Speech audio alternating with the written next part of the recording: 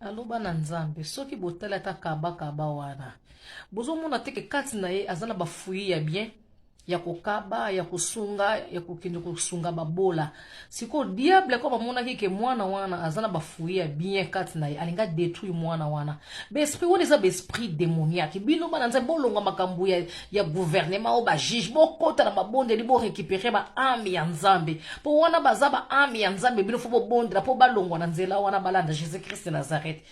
Alors bozo contre la distraction, bozo kofinga, bozo contre la distraction et comme ba théâtre. Alors bana nzambe il faut baza na sagesse, ya ko monela makambo, ya ko za na vision ya ko monela makambo. Bo sambela pona bana wana balongo na nzela mabe babongo na mitema. Mutu moko ko kolongo na via mutu ana se azate kaka nzambe. Ba biso ki obomi yo moko kufa pe na koboma.